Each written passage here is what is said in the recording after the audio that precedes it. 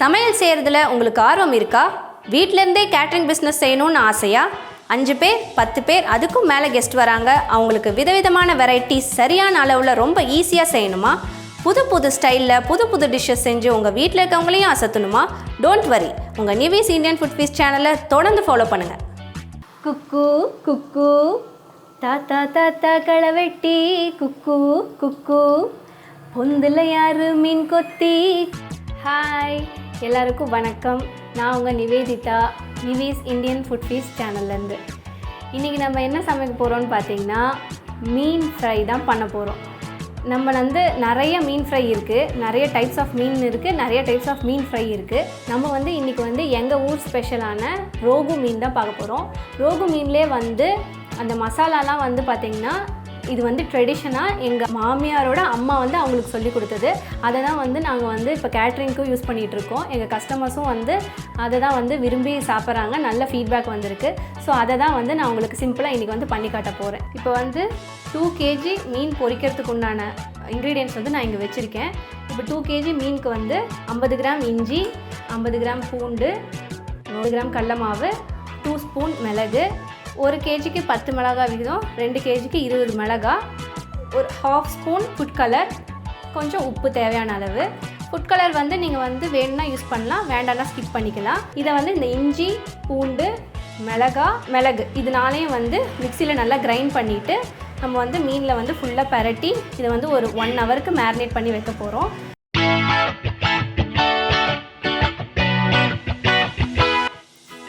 பார்த்திங்கன்னா இப்போ இந்த மீன் நல்லா 1.5 மணி நேரம் மேரினேட் ஆகிடுச்சு. நல்லா ஊறி இருக்குது, நல்ல மசாலாலாம் ஃபுல்லாக இறங்கி வந்திருக்கு. ஸோ பார்த்துக்குங்க, இந்த கலரில் தான் இருக்கும் மீன். இப்போ நம்ம இதை பொரித்து எடுத்துடலாம் எண்ணெயில். இப்போ அடுப்பு பற்ற வச்சாச்சு. இதில் ஆயில் ஊற்றிக்கலாம்.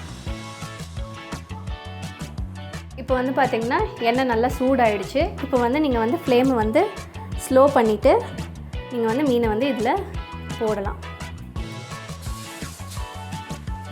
போட்டுட்டு இதை ஒரு 1 நிமிஷத்துக்கு ஹை ஃப்ளேமில் வச்சுருங்க. அதுக்கப்புறம் அது வெந்ததுக்கப்புறம் நம்ம கொஞ்சம் திருப்பி போட்டுட்டு அப்புறம் நம்ம மீடியம் ஃப்ளேமில் வச்சுக்கலாம். நம்ம கொஞ்சம் மெதுவாக குக் பண்ணோன்னா தான் நல்லா அந்த மசாலா ஃபுல்லாக உள்ளே இறங்கி நமக்கு வெந்து வரும். இப்போ நம்ம இது வேகிறதுக்குள்ளார ஒரு சாங் பாடிடலாம். இப்போ இன்றைக்கி நான் இன்றைக்கி ட்ரெண்டில் இருக்கிற மாதிரி ஒரு பாட்டு நான் பாட போகிறேன். அது என்னென்னு பார்த்தீங்கன்னா குக்கு குக்கு சாங் தான். பாடலாமா?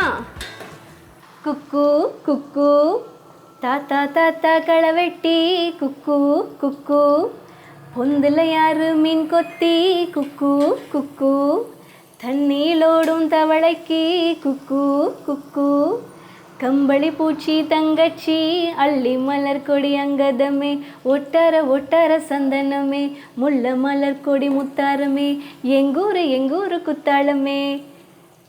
அதுக்கப்புறம் மேல் வெர்ஷன் வந்துடும். இப்போ நம்ம 1 மினிட் ஆகிடுச்சு. இப்போ நம்ம இதை திருப்பி போடலாம். ஜென்டிலாக திருப்பணும், இல்லைன்னா மீன் உடஞ்சிரும். இது வேகும்போது அந்த மனமே அப்படியே அட்டகாசமாக இருக்குது. அப்படியே சாப்பிடும் போல் இருக்குது. அவ்வளோ சூப்பராக இருக்குது. நல்லா அந்த இஞ்சி, பூண்டு, மிளகு அதனோட ஃப்ளேவர்லாம் நல்லா தெரியுது நல்லா. இப்போ இன்னொரு வாட்டி நம்ம திருப்பி விடலாம். ஃபஸ்ட்டு பேட்ச் போடும்போது தான் மீன் கொஞ்சம் லேட் ஆகும். எடுத்தோடனே சூடாக இருக்கிறதுல போட்டோன்னா நமக்கு மீன் சீக்கிரமாக கலர் சேஞ்ச் ஆகிடும் வேகாத்துக்கு முன்னாடி. ஸோ செகண்ட் பேட்ச்லேருந்து ஆல்ரெடி ஆயில் நல்லா ஹீட்டாக இருக்கனால மீன் சீக்கிரமாக வெந்துடும். இப்போ பார்த்திங்கன்னா நல்ல கலர் வந்துடுச்சு.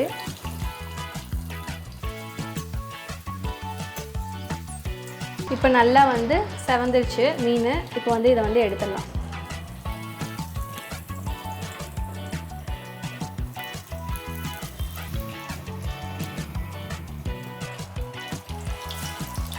செகண்ட் பேட்ச் போடும்போது பார்த்திங்கன்னா ஏற்கனவே ஆயில் ரொம்ப ஹீட்டாக இருக்கனால நல்ல நுரைய பொங்கி வரும். அப்போ நீங்கள் 1 நிமிஷம் எதுவும் பண்ணாதீங்க. இந்த ஸ்டேஜில் நீங்கள் ஏதாவது டிஸ்டர்ப் பண்ணிங்கன்னா அந்த மசாலாலாம் பிரிஞ்சு வந்துடும் உங்களுக்கு எண்ணெயில். இப்போ வந்து பார்த்தீங்கன்னா நான் வந்து ஏற்கனவே உங்களுக்கு இன்க்ரீடியன்ஸ் அளவு வந்து சொல்லியிருப்பேன்.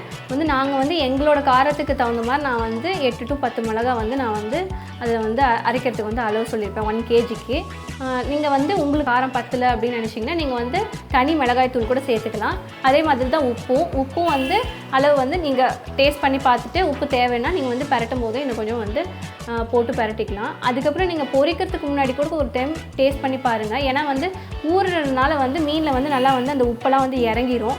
அப்போ வந்து உங்களுக்கு வந்து கொஞ்சம் பத்தாத மாதிரி இருக்கும். அப்போ கூட கொஞ்சம் லைட்டாக உப்பு போட்டு கலந்து வச்சுட்டு நீங்கள் வந்து அப்புறமேட்டு ஒரு 1 minute கழித்து பொரிச்சு எடுத்திங்கன்னா கரெக்டாக இருக்கும்.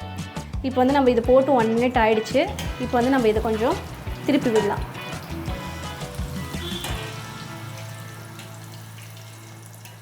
இப்போ வந்து ஒரு 5 minutesல வந்து உங்களுக்கு வந்து இந்த பேட்ச் வந்து ரெடி ஆகிடும் கண்டிப்பாக.